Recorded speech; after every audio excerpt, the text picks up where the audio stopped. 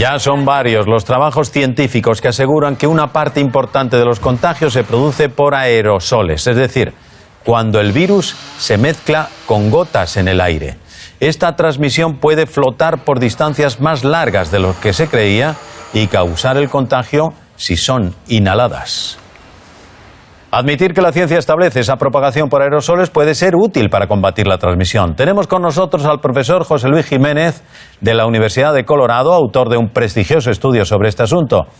Profesor, buenas noches. A la luz de sus investigaciones, ¿es recomendable proponer que todas las actividades que se puedan hacer en recintos abiertos sean preferibles a las que se llevan a cabo en lugares cerrados?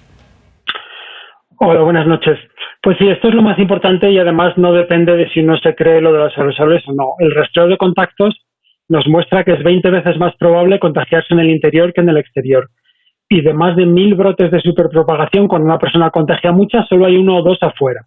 Entonces, lo único que hace el contagio casi imposible es estar afuera con mascarillas y respetando la distancia. Y para los colegios, pues deberíamos hacer parcelas en los parques y hacer las clases allí siempre que sea posible. Y muy importante que los niños lleven mascarilla también. Nos quedamos ya con esos consejos. ¿Qué es lo mejor para que el aire esté limpio de virus? ¿Basta con una buena ventilación? ¿Qué no debemos de hacer?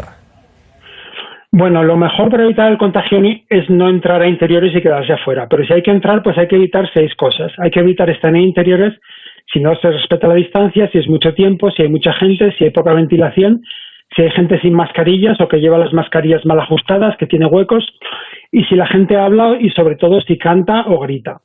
Entonces, para mejorar la ventilación hay que abrir las ventanas y también hay que filtrar, por ejemplo, con filtros EPA portátiles o simplemente pegando un filtro a un ventilador. Y sobre todo, nada de desinfectantes en el aire, que eso es una barbaridad, ¿no? Y hay que medir el CO2. Por ejemplo, con un aparato como este se puede medir el CO2, vale 150 euros y todos los ayuntamientos, todos los colegios pueden muy rápidamente ver cuáles son los sitios que tienen la ventilación peor, donde hay que actuar más rápidamente. Señor Jiménez, ¿por qué la OMS no admite aún esa vía de transmisión que ustedes ya creen suficientemente probada? Bueno, pues me duele decir lo que voy a tener que decir porque la OMS es una organización muy importante con un trabajo muy difícil y muchas veces los gobiernos no le hacen caso. Pero hay una parte pequeña de la OMS que ha cometido un error garrafal al decir que la COVID se transmite por gotículas. Esto de las gotículas es una tradición de hace 100 años, pero no tienen evidencia fuerte y las gotículas son un castillo de naipes que no se sostiene. La evidencia que se transmite por aerosoles y sobre todo por aerosoles es abrumadora. Y llevamos meses diciéndoselo, pero por una mezcla de soberbia y de incompetencia científicas y por miedo a las consecuencias se niegan a admitirlo.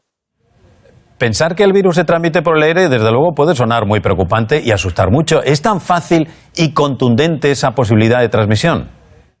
No es un virus muy contagioso, no es como el sarampión. Y por esto precisamente se confunde la OMS, porque de alguna manera piensan que si va por el aire tiene que ser muy contagioso.